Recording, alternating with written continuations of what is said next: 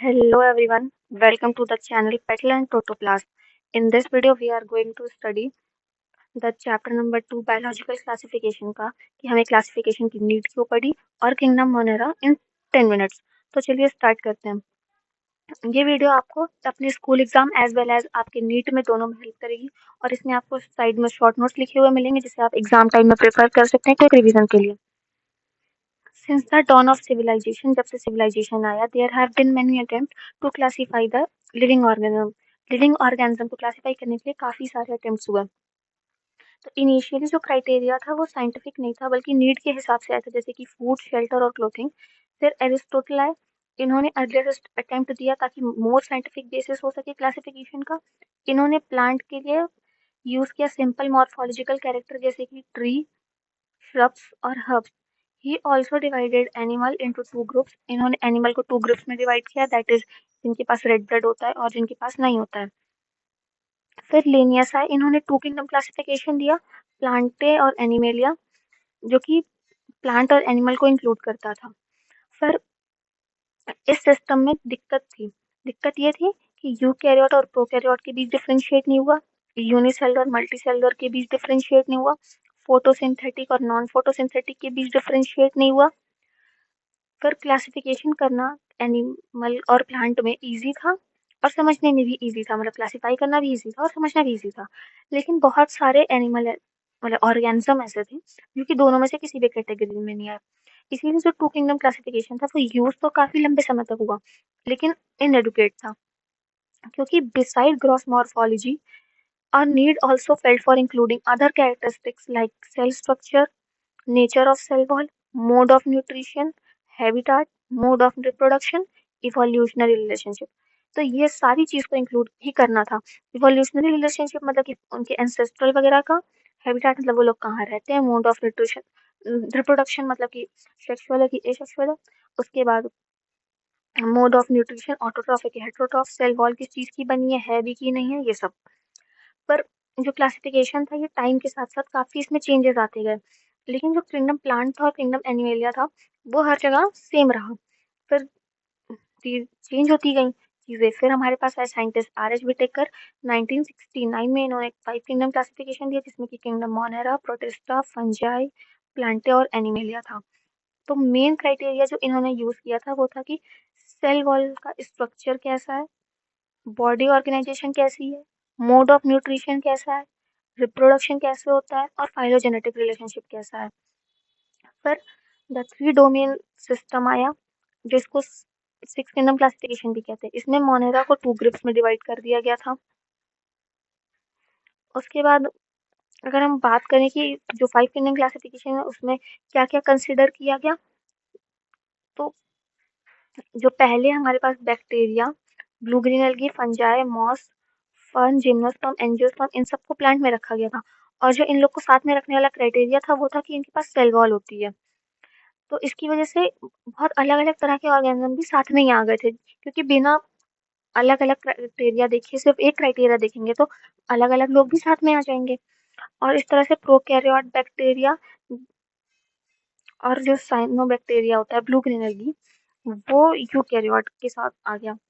फिर unicellular organism और multicellular organism भी साथ में आ गए, जैसे कि क्लेमाइडोमोनास और स्पायरोगायरा, इनको प्लांट में रख दिया गया और एल्गी के साथ। फिर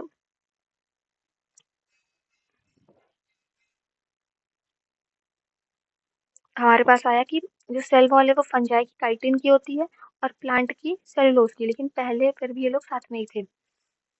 तो जब ये सब क्राइटेरिया लिया गया तो फिर फंजाई को अलग किंगडम दिया गया, किंगडम फंजाई नाम रखा गया उसका। फिर उसके बाद हम बात करें अगर पढ़े मोनेरा, तो मोनेरा जो है इसमें बैक्टीरिया जो है वो सोल मेंबर होते हैं इस किंगडम के। और ये लोग बहुत अबंडेंट होते हैं नेचर में। अब माइक्रो ऑर्गेनिज्म छोटे छोटे, आप इन्हें नेकेड आइट से देख भी नहीं सकते। ये लोग हर जगह ही पाए जाते हैं, हंड्रेड्स ऑफ बैक्टीरिया आपको मिल जाएंगे एक मुट्ठी सॉइल में।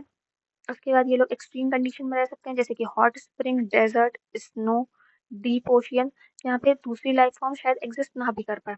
बहुत सारे इसमें से पैरासाइट की तरह रहते हैं किसी और ऑर्गेनिज्म के ऊपर या फिर अंदर। बैक्टीरिया की शेप के बेसिस पे इन्हें चार क्राइटेरिया में डिवाइड किया गया है। कोकस यानी कि स्पेरिकल शेप, बेसिलस यानी कि रॉड शेप, इसमें यहाँ पे स्पोर्स होते हैं। उसके बाद स्पायरलम यानी कि स्पायरल शेप, इसमें फ्लैजिला प्रेजेंट होता है और इस तरह से विब्रियो कॉमा शेप। फिर अगर बैक्टीरिया के स्ट्रक्चर की बात करें तो बहुत सिंपल होता है, लेकिन जो इनका बिहेवियर है ये बहुत ही कॉम्प्लेक्स होता है।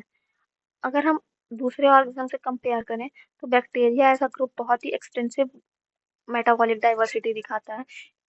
इनके पास ऑटोट्रॉफ भी हो सकते हैं ये लोग, यानी कि खुद का खाना खुद बनाते हैं। फोटोसिंथेटिक ऑटोट्रॉफ भी होते हैं, खुद लाइट के प्रेजेंस में खुद का खाना खुद बनाना, या कीमोसिंथेटिक यानी कि केमिकल की प्रेजेंस में खुद का खाना खुद बनाना।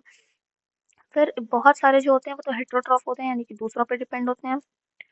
फिर आर्की बैक्टीरिया की बात करें तो आर्की बैक्टीरिया स्पेशल इसलिए होते हैं क्योंकि ये लोग हार्श कंडीशन में भी रह सकते हैं, और इनको हार्श कंडीशन में रखने वाला क्राइटेरिया ये है कि सेल वॉल अलग होती है।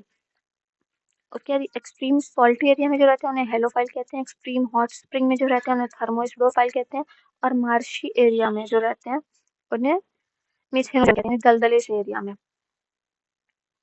फिर मिथेनोजन जो है वो रूमिनेंट्स की गट में होता है, जैसे कि काऊ और बफेलो, और ये लोग मीथेन के प्रोडक्शन यानी कि बायोगैस की प्रोडक्शन में हेल्प करते हैं, जो कि इनकी डंक में होता है। यू बैक्टीरिया की बात करें तो बहुत सारे बैक्टीरिया यू बैक्टीरिया या फिर ट्रू बैक्टीरिया होते हैं।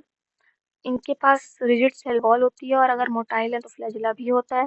साइनोबैक्टीरिया जिसे कि हम ब्लू ग्रीन एल्गी भी कहते हैं, इनके पास क्लोरोफिल ए होता है जो कि बिल्कुल ग्रीन प्लांट जैसा ही होता है। फोटोसिंथेटिक ऑटोट्रॉफ होते हैं ये लोग।